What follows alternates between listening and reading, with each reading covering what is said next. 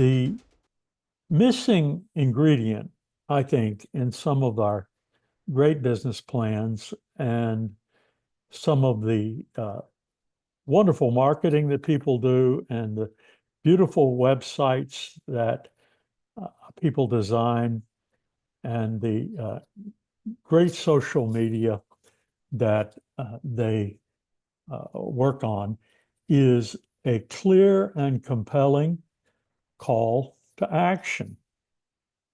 And I'm going to define call to action as mapping and scripting desired outcomes that you want to see your customer, your client, your prospect take as a result of every outreach you have with them.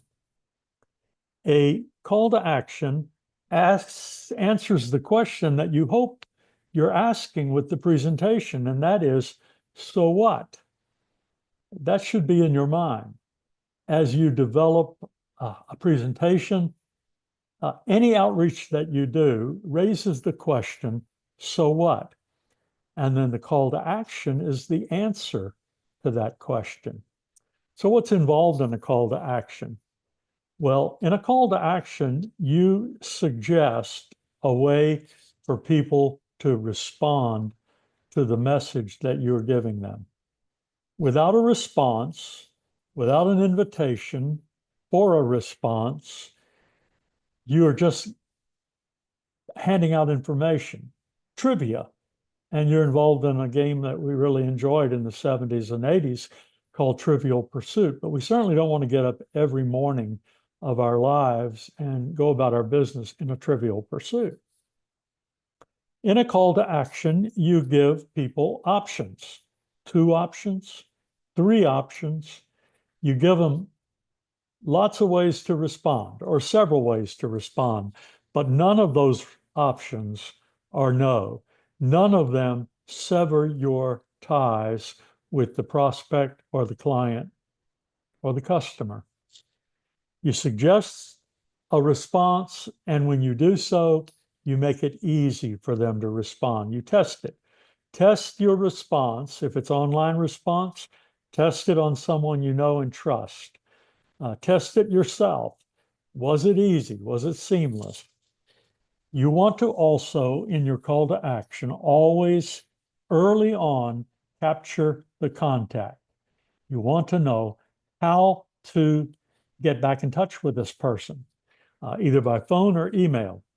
If it's email, you want to word your response in such a way that it gives you permission to contact them via email so that you're not violating any anti-spam laws. You are creating a funnel, and your customer, client, prospect, new friend is entering at the top of the tunnel. And that entry is not an end in itself. It narrows until it funnels into the prospect actually becoming a customer or a client or a friend or a partner. At the top of the tunnel, your aim is to make a friend. Make a friend. And in making a friend, you have accomplished something pretty important. And then every other contact has a call to action. As they move down the funnel, every other outreach to this person. And as you do it, you're cultivating friendship through various steps, each with a call to action. Why do I say friendship? Because people want to do business with folks they know, they like, and they trust. And then you want to make a sale, but you want to go beyond the sale. You see, your customer client is on a journey, and you are their guide. So perhaps the first call to action is click here. And it should include a place for people to give you their name and their contact information. And then you may have several steps that are further along in the funnel. Perhaps it's an initial inquiry or email, a text, or a call. There may be some other form of follow-up. There may be a free, or maybe it's better to say, complimentary discovery session. Then, depending on what your product is, if it's information or services, maybe it's seminars, workshops, webinars to introduce your product on a deeper level. Maybe the next thing is a next level consultation or presentation, but you're always moving toward a closing. That's where actual commitments are exchanged. And in business, we like to think of commitments in terms of dollar signs. It's a continuing journey, and the journey doesn't end with one contract, one sale, or one agreement.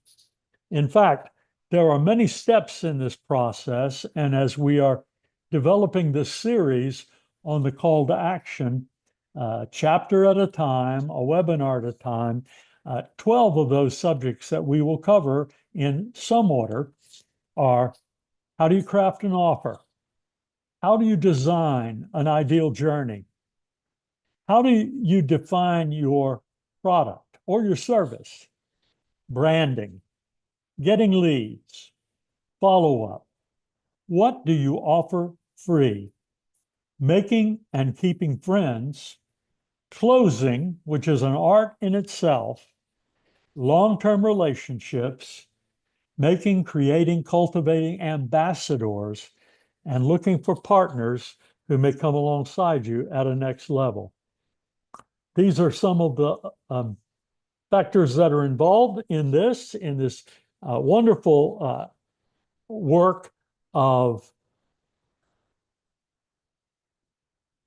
creating calls to action.